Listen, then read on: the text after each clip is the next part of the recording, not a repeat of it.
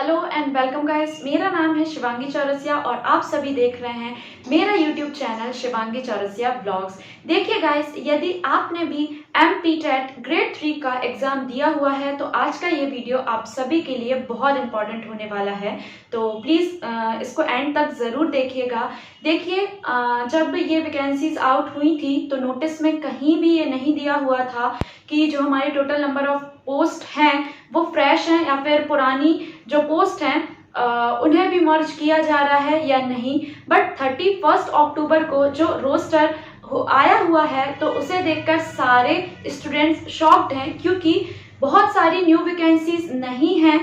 18,000 plus vacancy सिर्फ कहने के लिए हैं, इसमें से आधे से ज़्यादा वैकेंसीज जो हैं वो पुरानी हैं जो मर्ज कर दी गई है। अब देखिए, मेरा कोई इंटेंशन ट्राइबल कम्युनिटी को या ST SC को ठेस पहुंचाना नहीं है।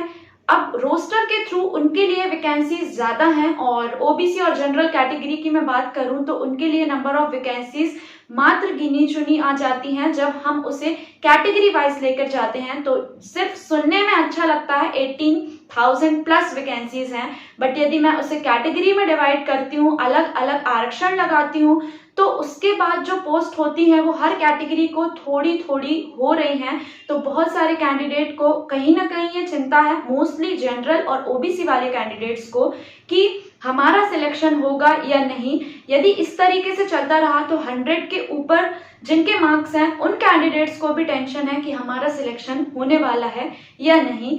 देखिए, हम जानते हैं कि जब भी कोई पोस्ट आती है तो उसमें बहुत टाइप के आरक्षण या मैं बोलूँ अलग अलग कैटेगरी को अलग अलग रिजर्वेशन दिया जाता है।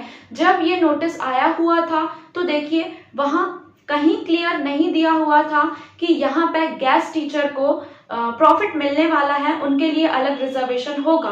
बट न्यू रोस्टर के अकॉर्डिंग यदि मैं बात करूं तो कह सकते हैं कि उनको भी रिजर्वेशन दिया जा रहा है, गेस्ट टीचर को इसमें प्रॉफिट होगा। और यदि गौर किया जाए कि 18,000 प्लस वैकेंसीज में आधे से ज़्यादा वैकेंसीज बैकलॉग की हैं, तो जो हमारी फ्रेश वैकेंसीज हैं वो कितनी हैं, सवाल यही उठता है।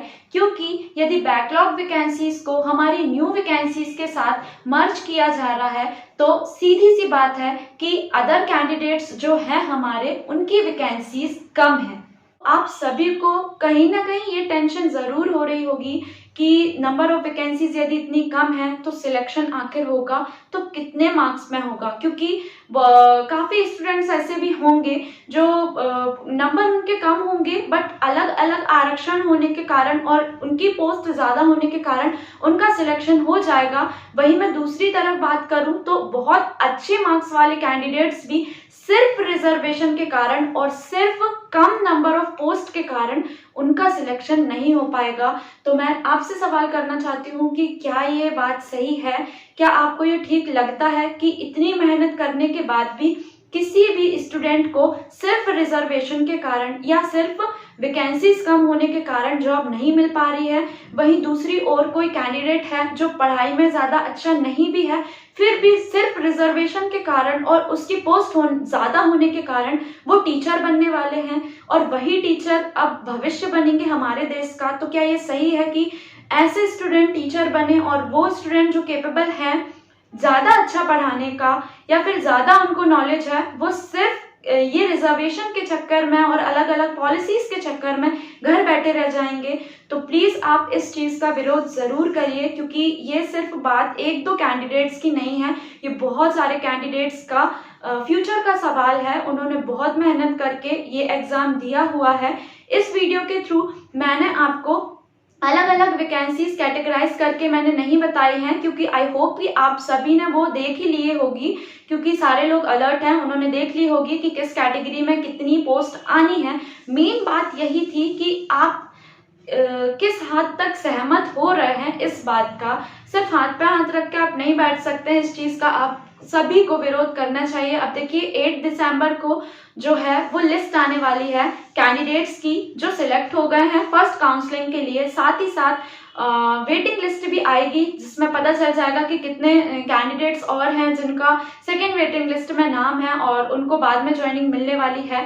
बट देखिए गाइस, ये कोई छोटी बात नहीं है कि सिर्फ देखकर हम चुप बैठें। आप सभी को ज़रूर इसके खिलाफ आवाज़ उठाना चाहिए। यदि आप ग्रेड 3 के स्टूडेंट है और आपने भी एमपी टेट ग्रेड 3 का एग्जाम दिया हुआ है तो एक बात और मैं आपसे बोलना चाहती हूँ कि देखिए, जब कोई भी वैकेंसीज आती है तो वहां पे आपको पहले ही पता चल जाए कि किस कैटेगरी को कितना रिजर्वेशन मिलने वाला है, गेस्ट टीचर को इसमें फायदा होगा या नहीं, तो कैंडिडेट उस सिचुएशन में अपने नॉलेज के हिसाब से वो फॉर्म फिल करना चाहेगा।